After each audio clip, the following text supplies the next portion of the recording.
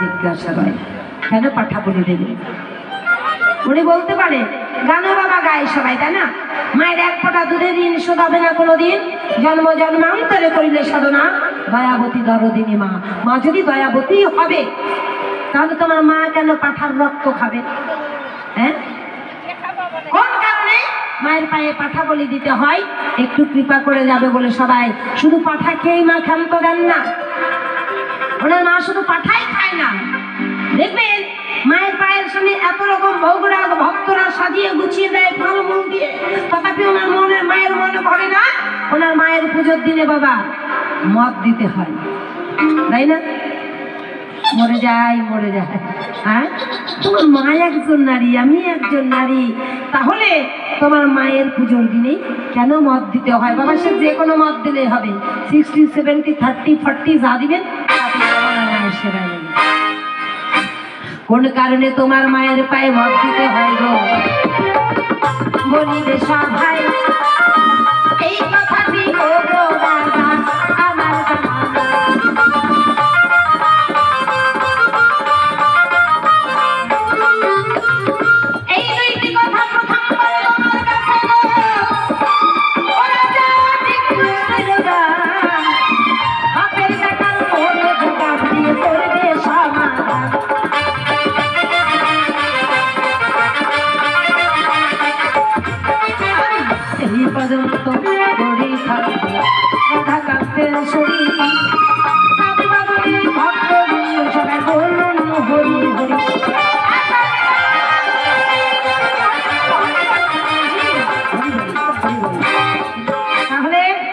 দুইটা কথা রইল, জিজ্ঞাসাবাদ করবে তার সমাধান।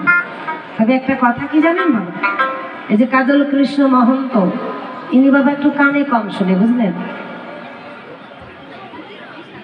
এই যে বলিস না আগেই কেউ বলিস না কথাটা বলিস না, মানে কি কথাটা না বললে আমার পেটের মধ্যে আবার হুড়পাড় করে। মানে উনি হচ্ছে কি গরু ছাগলের ট্রিটমেন্ট করে, বুঝলেন? গরু ছাগলের ডাক্তার। হ্যাঁ, এবার উনি যদি গরু ছাগলকে ওষুধ দেয় বাবা, গরুকে যদি ওষুধ দেয়, গরু যদি 1 মাস বাঁচে, সেই গরু উনার ওষুধ খেয়ে একদিনে শেষ। হ্যাঁ, এবার কি করলে ওনার আর ব্যবসা চলে না, 4টা বউ খাইতে দিবে কি? এখন চিটারি ব্যবসা শুরু করলেন, বুঝলেন? চিটারি ব্যবসা কি? হাতে হাতে ওষুধ বিক্রি, মানে ওই যে টিকটিকি মারা, গিরগিট্টি মারা, আরশোলা মারা, এইগুলার ওষুধ বিক্রি করে। তাতেও বাবা সংসার চলে না। ওই ইঁদুর মারা ওষুধ যদি দর্শক পাবলিক নিয়ে যায় বাবা, ইঁদুর খাইয়ে মরবে কি? ঘরে আরো 10টা ইঁদুর বাড়ে এনার ওষুধ খেয়ে, সংসার আর চলে না। এখন চিটারি ব্যবসা ধরলো। কি ব্যবসা? এই যে হোমিওপ্যাথি ওষুধের মতো বাবা পুরিয়া বানালো। পুরিয়া বানায় হাটের মাঝখানে ঢাইলে নিয়ে বুকে একটা বক্স লাগাই নিয়ে কয় 10 টাকায় 1 পাতা, 10 টাকায় 1 পাতা, জীবনেও মশাই কামড়াবে না, জীবনেও মশাই কামড়াবে না। এখন পাবলিক মনে মনে ভাবছে 10 টাকায় 1 পাতা, জীবনেও মশাই কামড়াবে না, এ আবার কি ওষুধ রে বাবা? একদম কি বলবো বাবা, আপনাদের ধারে একদম লাইন লেগে গেছে হাটের মধ্যে।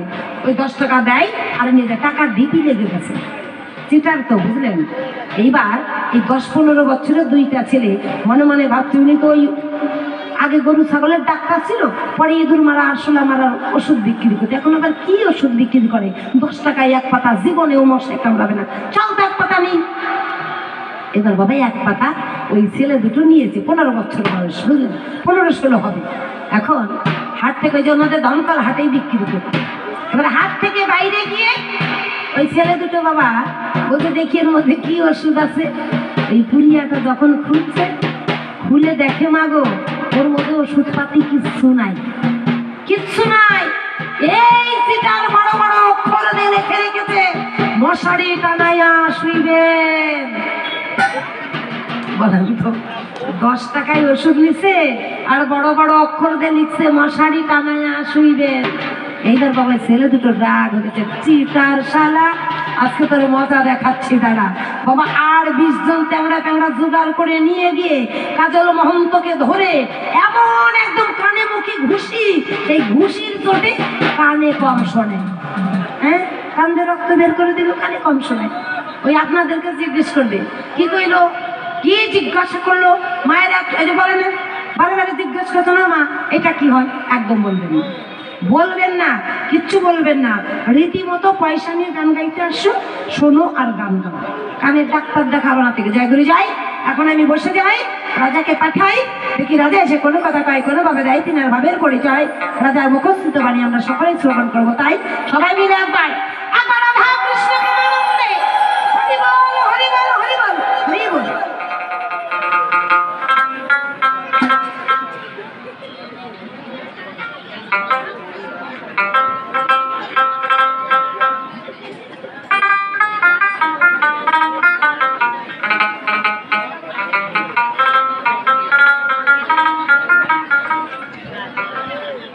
তাহলে মেয়েরা দুটি কথা জানতে চায়।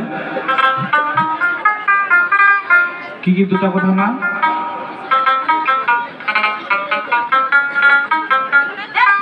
তবে গান গাওয়া লাগবে না।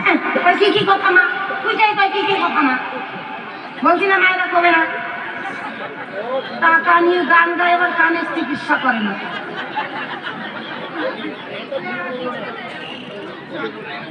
কার পাল্লায় পড়লাম? যখন এখানে কমিটি বাবুর সঙ্গে কথা হয়, দাদা ভাই আমি আপনাদের ওখানে গান গাইতে যাবো, ঠিক কোনো মেয়ে ছেলের সঙ্গে আসর দেবেন না। কারণটা হচ্ছে বাড়িতে একটা নারীর সঙ্গে পারি না, এখানে আর একটা নারীর সঙ্গে এত জ্বালা সহ্য হয়।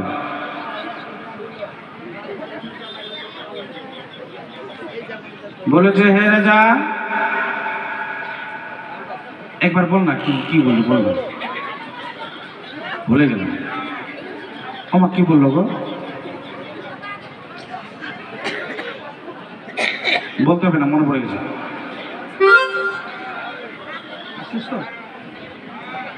বলেছে আমার বাবা পরম বৈষ্ণব, মা হচ্ছে পরম বৈষ্ণবী। বৈষ্ণবী হয়ে কি করে সন্তানের বলি খেলো, পাঠার বলি খেলো? মা কালী পূজায় পাঠা বলি দিয়ে থাকি, তাই না? তাহলে তুমি বলবে এই ধর্মসভায় আমরা পাঠা বলি কেন দিই? কিন্তু তার আগে জানতে হবে তাহলে এই পূর্বজন্মে আমাদের এই পাঠাটা কে ছিল? পূর্বজন্মে পাঠা কে ছিল? কেন বা এই পাঠাকে মায়ের দ্বারে বলি দেওয়া হলো? দেখে শুনে বেটা চ্যাংরা পাঠাগুলাকে বলি দেওয়া হয়, মেয়ে ছেলেগুলাকে বলি দেওয়া হয়? হয় বাবা? বেটা চ্যাংরা গুলা পাঠা আর বেটি চ্যাংরা গুলা পাঠিনি তো? পাঠিন গুলাকে বলি দেওয়া হয়? হয় না। কাকে দেওয়া হয়? শুধু পাঠাগুলাকে দেওয়া হয়, তাই না? তাহলে জানতে হবে এই পূর্বজন্মের পাঠাটা কে ছিল, কেন এই মায়ের দ্বারা এনে তাকে বলি দেওয়া হয়। জিজ্ঞাসা করে আরেকটা কি জানো, ও মদ খায় কেন? মায়ের পূজায় মদ দিতে হয় বাবা? কালী পূজায় মদ দিতে হয়?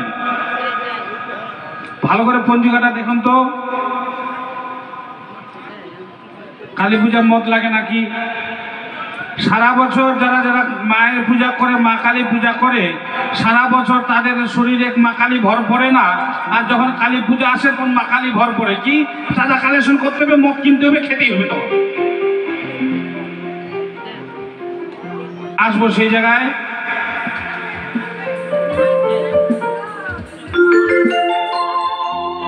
শোনো শোনো গো মীরা, আমি তোমারে জানাই, এই আসরে যাহা যাহা জিজ্ঞাসা করেছ উত্তর দেব তাই।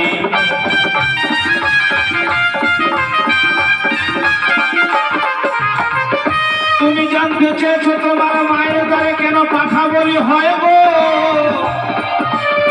ওরা যা বলিবে সভায়, তাহলে আগে আমাদের জানতে হবে পূর্বজন্মে এই পাঠা কে ছিল, কেন বা মায়ের দ্বারে বলি দেওয়া হয়।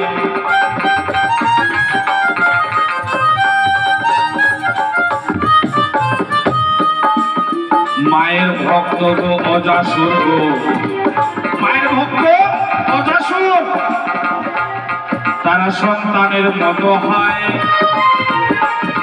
অসুর কোলে জন্ম নিয়ে অজাসুর আমার মা কালীকে মা মা করে তাই।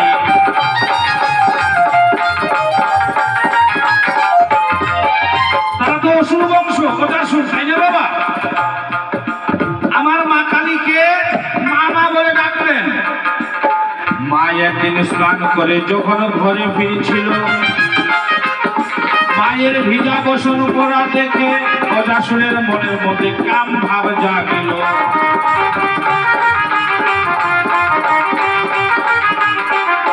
অজাসুরের মনের মধ্যে কাম ভাব জাগে, এই নারীটাকে যদি আমি স্ত্রী রূপে বউ রূপে পেতাম। অন্তরে জামে বিশ্ব প্রসবিনী মা গো, মনে মনে বুঝতে পারে তাই বলে, অজাসুর তোরা আমার সন্তানের মতো, তোরা আমাকে মা মা বলে ডাকিস, আজ এই মাকে দেখে তোর মনের মধ্যে কাম ভাব জাগে, লোভ জাগে, এটা পশুর মতো আচরণ। হে অজাসুর, ধরাধামে গিয়ে পরজন্মে তুই পাঠা খুলে জন্ম নিবি। অজাসুর সঙ্গে সঙ্গে মায়ের চরণে পড়ে গেল গো, কান্নাকাটি করে তাই, মাগো তোমার অভিশাপ খণ্ডিবার নহে, তোমার অভিশাপ চলবে, তোমার অভিশাপে ধরাধামে গিয়ে পাঠা খুলে আমরা জন্ম নেব। মা, ও মা, তাহলে আমরা উদ্ধার হব কি করে? মা বলে, অজাসুর ধরাতে ভক্তরা যখন আমায় পুজো দেবে,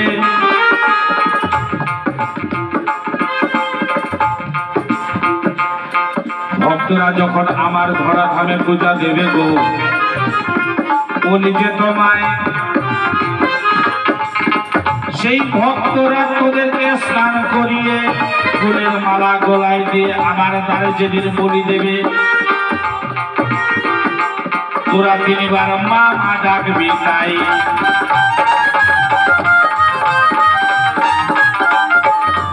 ভালোভাবে শুদ্ধভাবে স্নান করিয়ে গলে ফুলের মালা দিয়ে রাত্রি 12টার পর যখন আমার পুজো দেবে,